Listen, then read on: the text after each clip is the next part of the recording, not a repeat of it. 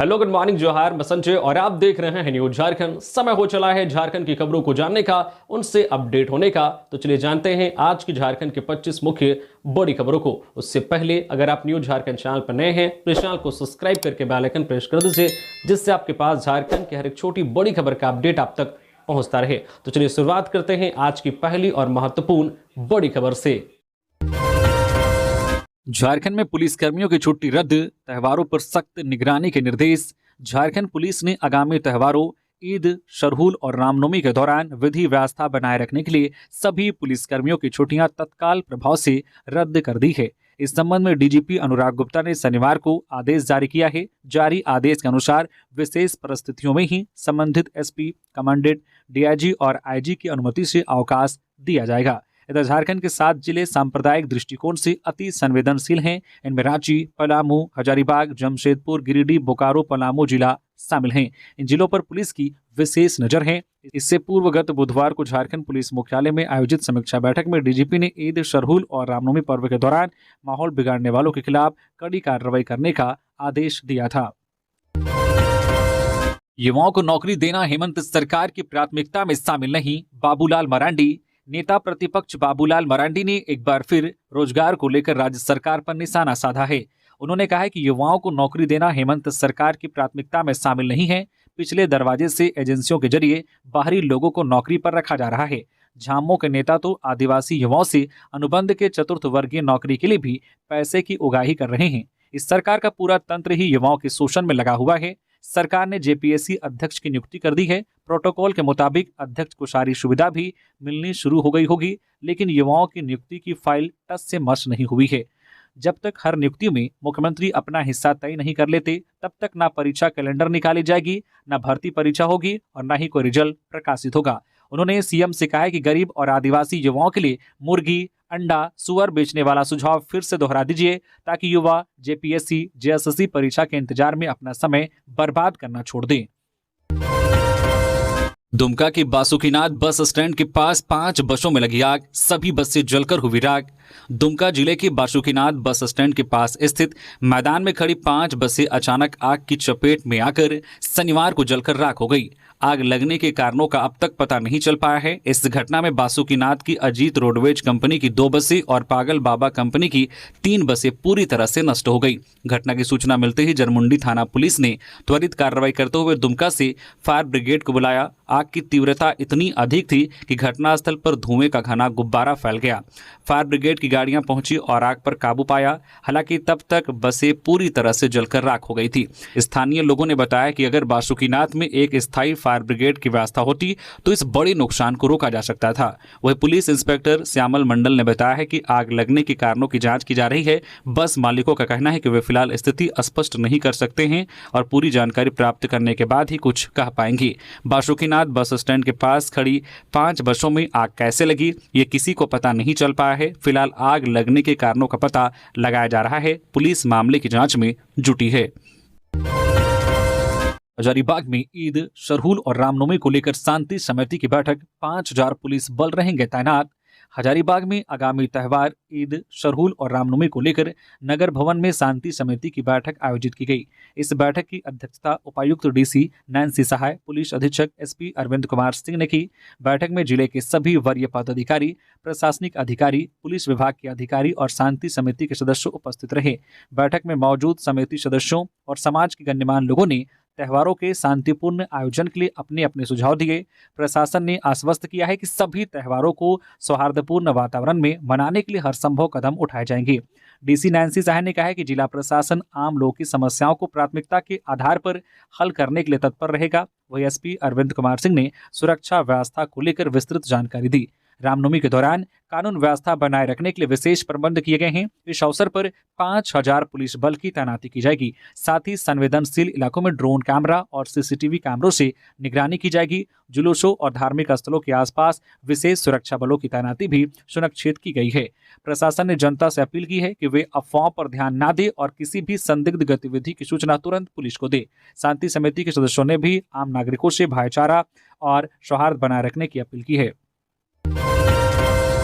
अप्रैल में सत्र शुरू होने के साथ बच्चों को मिलेंगी किताबें। झारखंड के सरकारी स्कूल में अप्रैल महीने में शैक्षणिक सत्र शुरू होने के साथ ही पाठ्य पुस्तकें दी जाएंगी। अप्रैल के अंत तक पहले से 8वीं तक के सभी 40 लाख छात्र छात्राओं को किताबें मिल जाएंगी। किताबों की छपाई पूरी हो चुकी है और अप्रैल के पहले सप्ताह से प्रखंडों में आपूर्ति होने लगेगी। अगले सप्ताह पब्लिशर से किताबें आने लगेंगी और बच्चों को पूरी किताबों का सेट दिया जाएगा। राज्य के सरकारी स्कूल में नई किताबें देने के साथ साथ बच्चों से पिछली क्लास की भी पुरानी किताबें ली जाएंगी। अगर किसी क्लास की किताबें आने में देरी हुई या फिर निर्धारित संख्या से कम किताबें मिली तो पुरानी किताबों से कुछ दिन तक काम चलाया जा सकेगा। नई किताबें आने पर उनसे पुरानी किताबें ले ली जाएंगी और नई दे दी जाएंगी। स्कूली बच्चों को नई किताबों के साथ साथ स्कूल बैग भी दिया जाएगा। राज्य के 12 जिलों में बैग की आपूर्ति की जा चुकी है। वहीं ईद सरहुल के बाद बाकी जिलों में भी बैग की आपूर्ति कर दी जाएगी। पहले से 8वीं के बच्चों को हर 2 साल में स्कूली बैग दिया जाता है। इससे पहले 2023 में बच्चों को बैग दिया गया था। गुमला में कुएं में गिरे 2 जंगली भालू। 8 घंटे के रेस्क्यू ऑपरेशन में वन विभाग की टीम ने निकाला, सुरक्षित जंगल में छोड़ा। गुमला जिले के बिशुनपुर थाना क्षेत्र के कोयनार टोली गांव में एक नर और एक मादा भालू कुएं में गिर गए। शनिवार की सुबह ग्रामीणों ने वन विभाग को इसकी सूचना दी।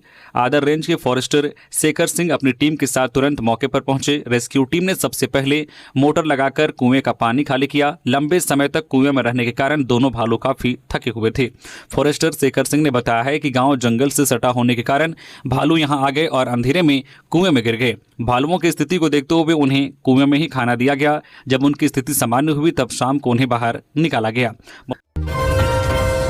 सरहुल को लेकर रांची के सिरमटोली फ्लाईओवर का रैंप हटाने का काम हुआ तेज। सरहुल को लेकर सिरमटोली फ्लाईओवर का रैंप हटाने का काम जिला प्रशासन के द्वारा तेज गति से किया जा रहा है।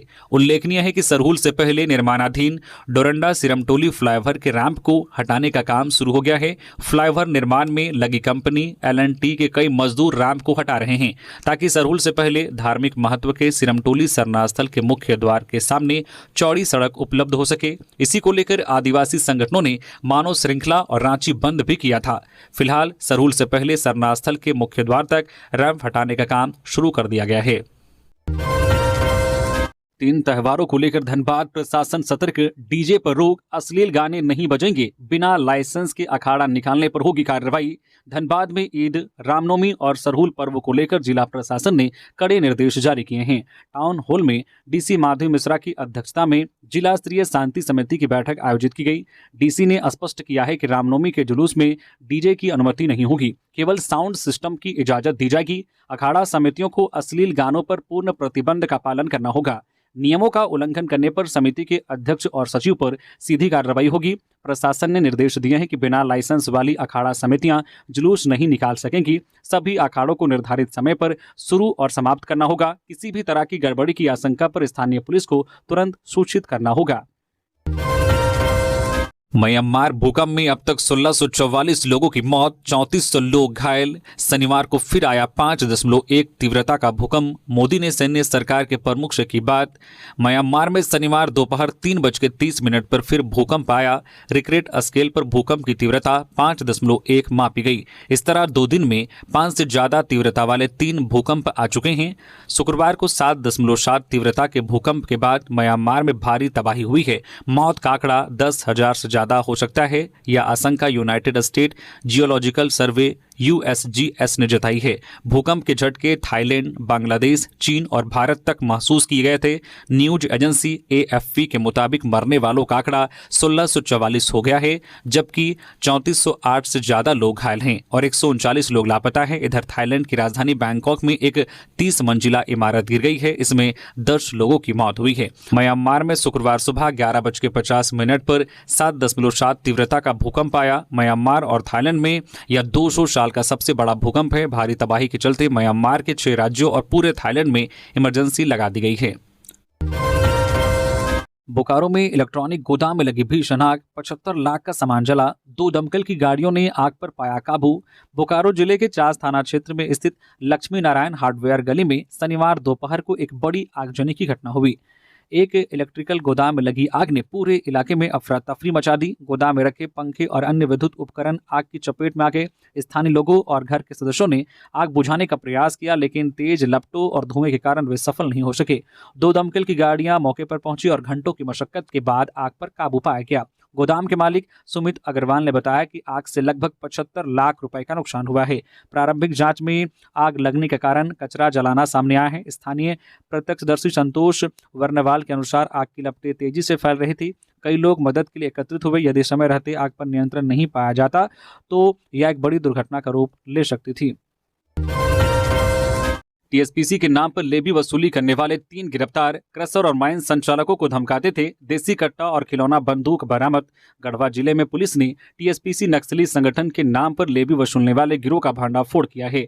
पुलिस ने 3 शातिर अपराधियों को गिरफ्तार किया है। मुख्य सरगना शाहिद अंसारी है, जो खुद को टीएसपीसी एरिया कमांडर पंकज बताता था। उसके साथ भंडरिया के नौका निवासी अशोक सिंह और डंडा छप्पर दागा के मकदस अंसारी को भी पकड़ा गया है। पुलिस ने आरोपियों से एक देसी कट्टा, टॉय बंदूक, लूटे गए मोबाइल, नक्सली पर्चा, चितकबरा वर्दी और घटना में इस्तेमाल बाइक बरामद की गई है। गढ़वा एसपी को गुप्त सूचना मिली थी कि रंका थाना क्षेत्र के गासीदाग, क्रशर और माइंस के पास तीनों अपराधी मौजूद है, जिसके बाद टीम बनाकर कार्रवाई की गई।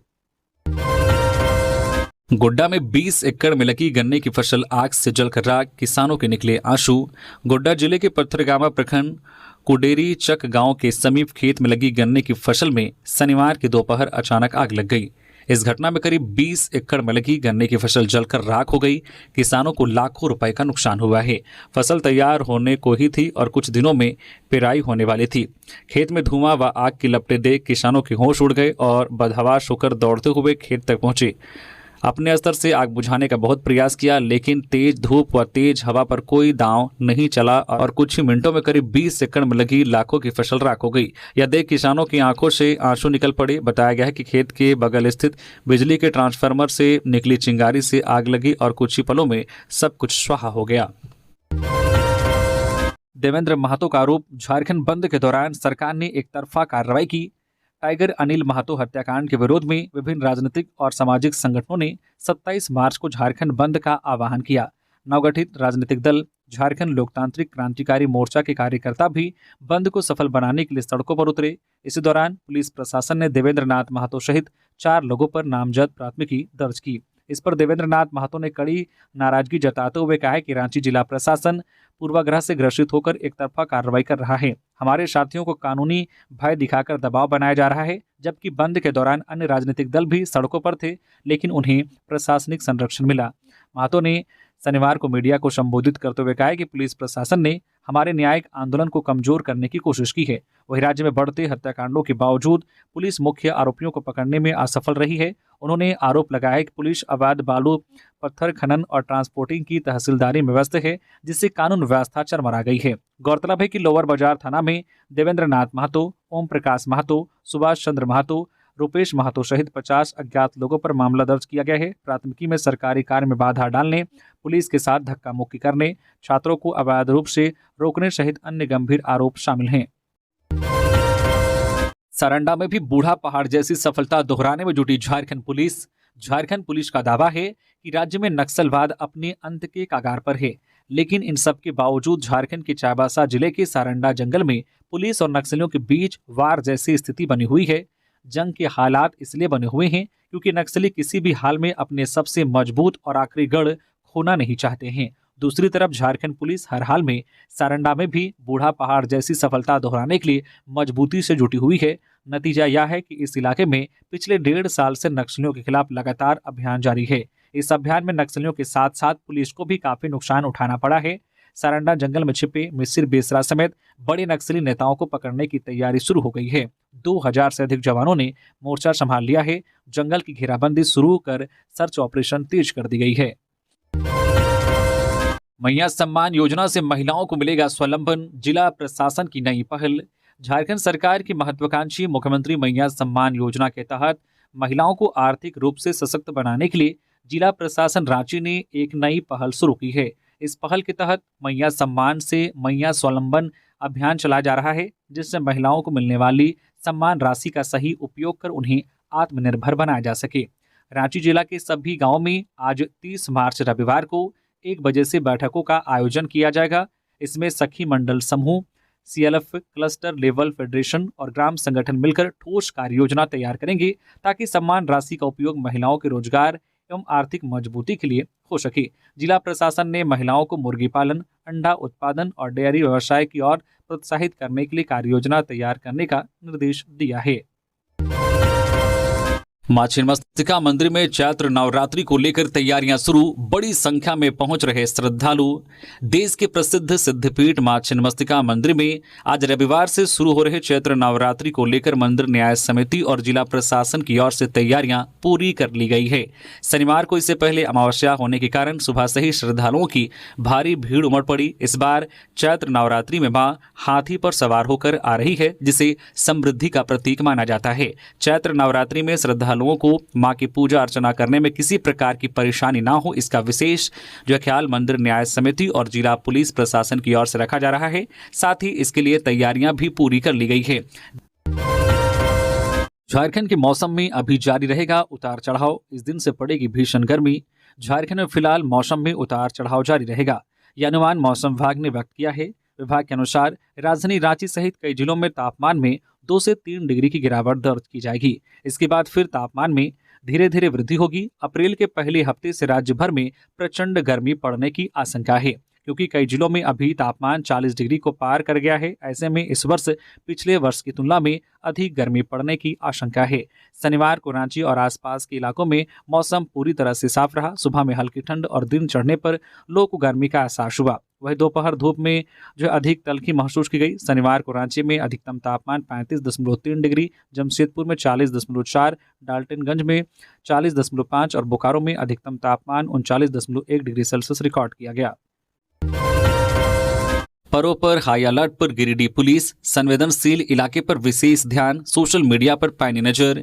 ईद, रामनवमी और सरहुल को देखते हुए गिरिडीह जिला प्रशासन पूरी तरह से अलर्ट है। इसको लेकर शनिवार की शाम जिले के सभी अनुमंडल क्षेत्रों में फ्लैग मार्च निकाला गया। शहरी क्षेत्र में SP डॉक्टर विमल के नेतृत्व में पूरे शहर की व्यवस्था का जायजा लिया गया।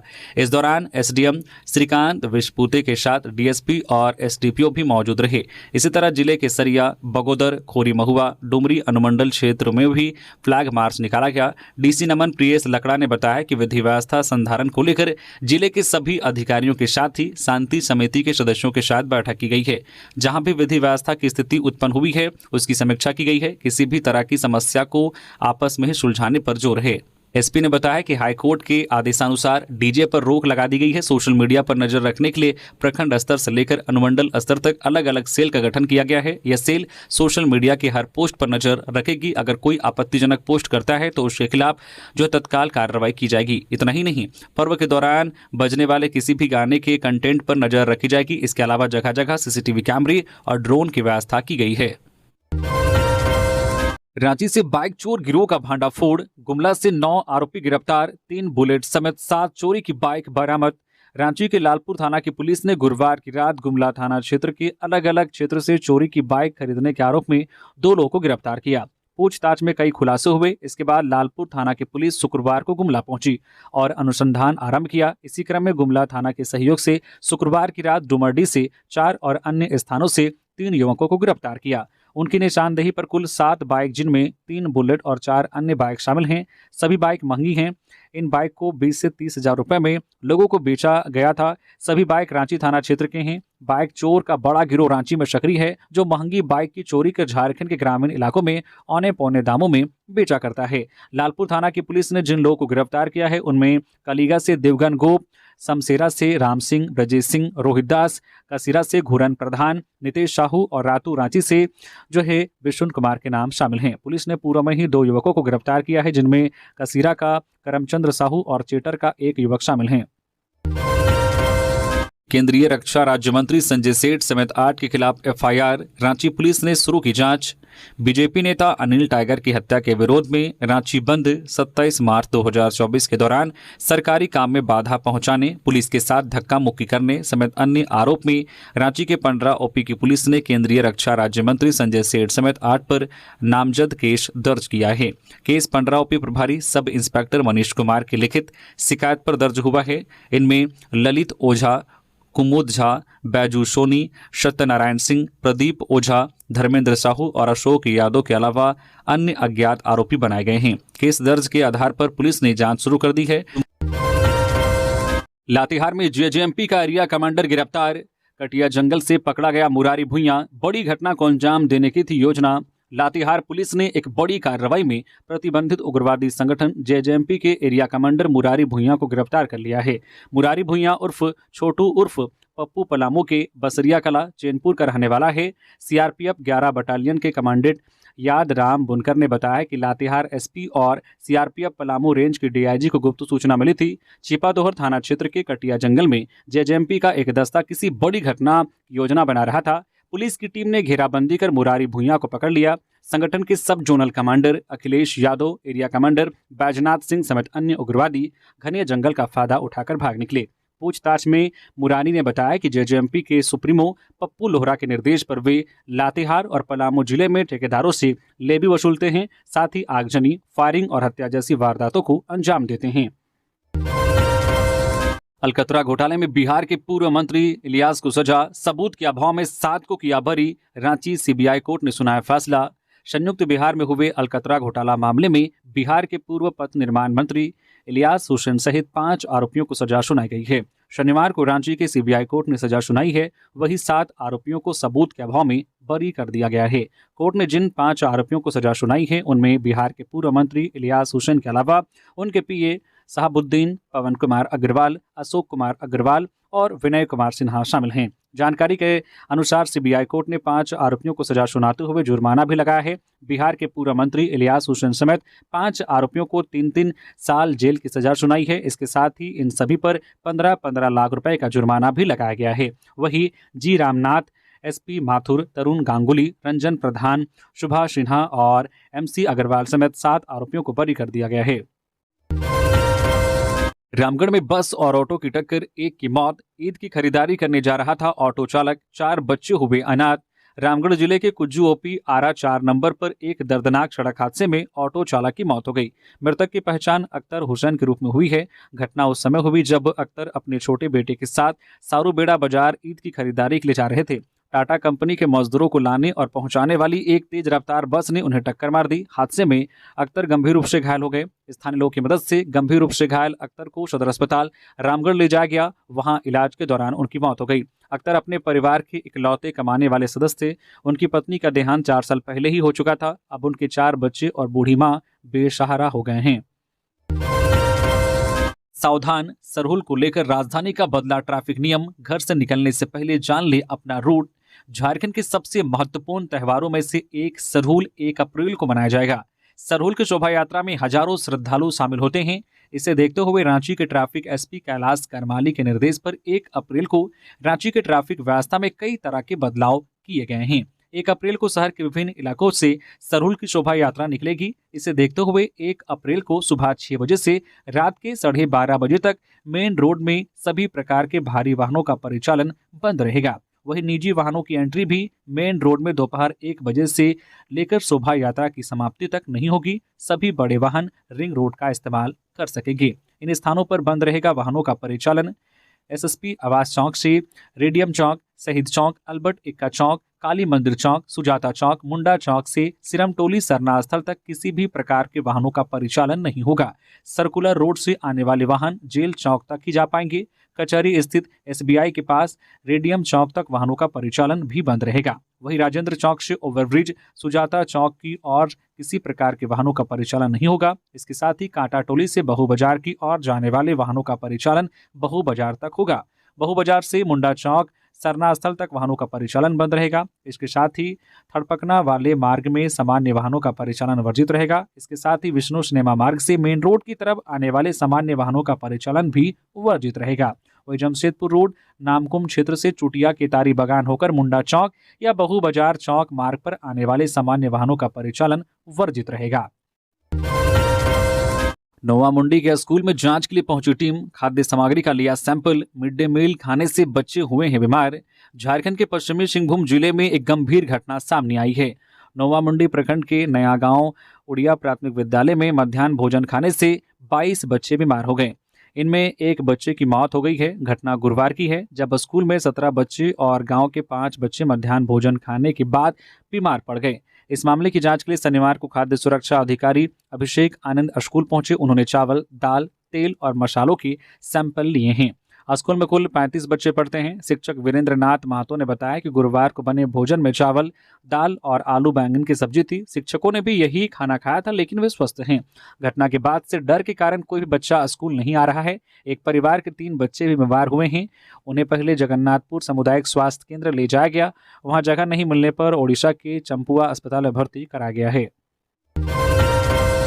बोकारो में खड़े ट्रक से टकराई बाइक, राजमिस्त्री की मौत। आक्रोशितों ने बोकारो थर्मल बिशुनगढ़ मेन रोड किया जाम। बोकारो के पेक नारायणपुर थाना क्षेत्र में एक दर्दनाक सड़क हादसा हुआ। लुकुबाद गांव के पास मुख्य सड़क पर खड़े कोयला लदे ट्रक से बाइक टकरा गई। इस हादसे में 45 वर्षीय राजमिस्त्री बालगोविंद तुरी की मौके पर ही मौत हो गई। बालगोविंद काछो गांव का रहने वाला था। वह बोकारो थर्मल में राजमिस्त्री का काम करता था। शुक्रवार की रात को काम खत्म करने के बाद वह बाइक से घर लौट रहा था। इस दौरान उसकी बाइक सड़क किनारे खड़े कोयला लदे ट्रक से टकरा गई। घटना के बाद स्थानीय लोगों ने बोकारो थर्मल बिशुनगढ़ मेन रोड को जाम कर दिया। उन्होंने मृतक के परिवार को 10 लाख रुपए के मुआवजे की मांग की। बोकारो थर्मल थाना प्रभारी शैलेंद्र कुमार सिंह और पेक थाना की पुलिस टीम मौके पर पहुंची। प्रशासन ने मुआवजे की राशि देने का आश्वासन दिया। इसके बाद रात करीब 2 बजे लोगों ने जाम हटा दिया। पुलिस ने शव को अपने कब्जे में ले लिया। देवघर में जमीन विवाद में महिला की हत्या, देवर देवरानी ने पीट पीट कर मार डाला। आरोपियों की गिरफ्तारी के लिए छापेमारी।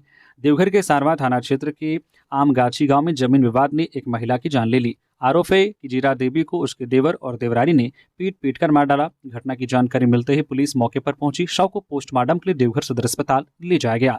पोस्टमार्टम के बाद शव परिजनों को सौंप दिया गया। मृतका के भाई ने बताया कि परिजनों ने फोन पर उन्हें बहन की मौत की सूचना दी। इसके बाद पुलिस को घटना की जानकारी दी गई। जमीन विवाद को लेकर शुरू हुए झगड़े ने हिंसक रूप ले लिया। देवर देवरानी ने भाभी की पिटाई कर दी, जिससे उनकी मौत हो गई। पुलिस मामले की जांच कर रही है। आरोपी देवर देवरानी की गिरफ्तारी के लिए छापेमारी की जा रही है। धनबाद में इंजीनियरिंग के छात्र की सड़क हादसे में मौत। नाबालिग चालक के ट्रैक्टर की टक्कर से हुआ हादसा। आक्रोशितों ने किया सड़क जाम।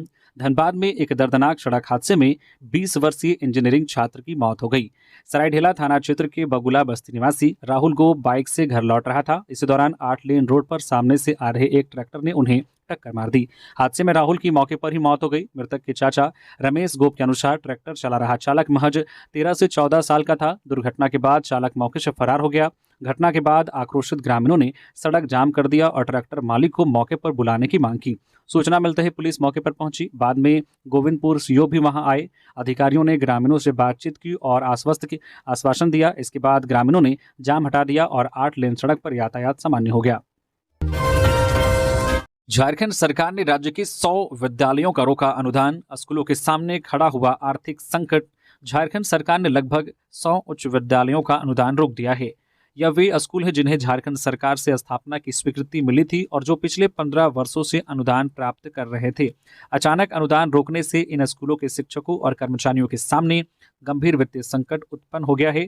वित्त वर्ष 2024-25 के लिए भी इन विद्यालयों से अनुदान के लिए आवेदन मांगे गए थे और इसके बाद जिला शिक्षा पदाधिकारी DEO ने स्थानीय जांच के बाद अपनी अनुशंसा शिक्षा विभाग को भेजी थी। इसके बावजूद इन स्कूलों का अनुदान जारी नहीं किया गया। झारखंड राज्य वित्त रहित शैक्षणिक संस्थान अनुदान अधिनियम 2004 और इसके संशोधित नियमावली 2015 के अनुसार राज्य सरकार द्वारा स्वीकृत संस्थानों को अनुदान देने का प्रावधान है। ऐसे में बिना किसी स्पष्ट कारण के अनुदान रोकने पर सरकार की नीयत पर सवाल उठ रहे हैं। कई स्कूलों का अनुदान शासी निकाय के गठन न होने के कारण रोका गया है, जबकि यह जिम्मेदारी झारखंड एकेडमिक काउंसिल जैक की है, जो हर 3 साल में शासी निकाय का गठन करती है। इस स्थिति में सवाल उठता है कि जब जैक ने शासी निकाय का गठन नहीं किया तो इसके परिणाम स्वरूप स्कूलों को क्यों दंडित किया जा रहा है। जामताड़ा में दुर्गा मंदिर के पास खड़ी कार में आग लगने से मचा हड़कंप। बड़ा हादसा टला। जामताड़ा मेहिजाम हाईवे 419 पर स्थित पुराने चेक पोस्ट के पास सड़क किनारे दुर्गा मंदिर के निकट खड़ी सफेद रंगी टाटा इंडिगो कार में शुक्रवार रात को आग लग गई। कार का अगला हिस्सा पूरी तरह से जलकर राख हो गया, लेकिन समय रहते आग पर काबू पा लेने से बड़ा हादसा टल गया। घटना शुक्रवार शनिवार की मध्यरात्रि हुई। कार मंदिर के बेहद नजदीक खड़ी थी, जिसमें अचानक आग लग गई। पुलिस के प्रारंभिक जांच में पता चला है कि बैटरी में शॉर्ट सर्किट के कारण आग लगी। आग ने तेजी से कार को अपनी चपेट में ले लिया और देखते ही देखते कार का अगला हिस्सा, इंजन और दोनों पहिए पूरी तरह से जलकर राख हो गए। गनीमत रही कि रात्रि गश्त पर तैनात पुलिसकर्मियों की नज़र जलती कार पर पड़ी। उन्होंने तुरंत स्थानीय लोगों को सूचित किया और जामताड़ा से अग्निशमन दल को बुलाया। स्थानीय लोगों और अग्निशमन दल के कर्मचारियों ने मिलकर काफ़ी मशक्कत के बाद आग पर काबू पाया। यदि आग थोड़ी देर और फैलती तो दुर्गा मंदिर और आसपास के घरों को भी भारी नुकसान पहुंच सकता था। रामनवमी और ईद को लेकर गढ़वा और धनबाद पुलिस ने किया मॉक ड्रिल, सुरक्षा के विशेष इंतजाम। आगामी रामनवमी और ईद को लेकर पुलिस प्रशासन विशेष सुरक्षा व्यवस्था की गई है। इन दोनों त्योहारों के दौरान शांति बनाए रखने के लिए पुलिस पूरी तरह से सतर्क है। पिछले साल हुई घटनाओं को ध्यान में रखते हुए प्रशासन इस बार किसी भी तरह की अशांति से निपटने के लिए पूरी तरह से तैयार है। गढ़वा पुलिस लाइन में उपद्रवी पर कैसे कंट्रोल किया जाए, इसे लेकर पुलिस मॉक ड्रिल कर रही है। पुलिस टीम 2 टुकड़ी में बढ़कर मॉक ड्रिल कर उपद्रवी से निपटने का प्रयोग किया गया। मॉक ड्रिल का एकमात्र उद्देश्य है कि पुलिस किसी भी स्थिति से निपटने के लिए तैयार है। रामनवमी और ईद के दौरान गढ़वा पुलिस ने कई विशेष उपायों को अमल में लाया है। प्रत्येक थाना क्षेत्र में शांति समिति की बैठक की गई है, जिसमें दोनों समुदायों के प्रमुख व्यक्तियों को शामिल किया गया है। इन बैठकों में दोनों समुदायों के बीच सौहार्द बनाए रखने पर जोर दिया गया। तो ये थी झारखंड की टॉप बड़ी खबरें। इसी तरह से झारखंड की हर एक छोटी बड़ी खबर देखने के लिए प्लीज न्यूज़ झारखंड चैनल को सब्सक्राइब करके बेल आइकन प्रेस कर दीजिए, जिससे आपके पास झारखंड की हर एक छोटी बड़ी खबर का अपडेट आप तक पहुंचता रहे। तो अभी के लिए बस इतना ही, हमें दीजिए इजाजत, फिर मिलते हैं नेक्स्ट खबरों के साथ। धन्यवाद।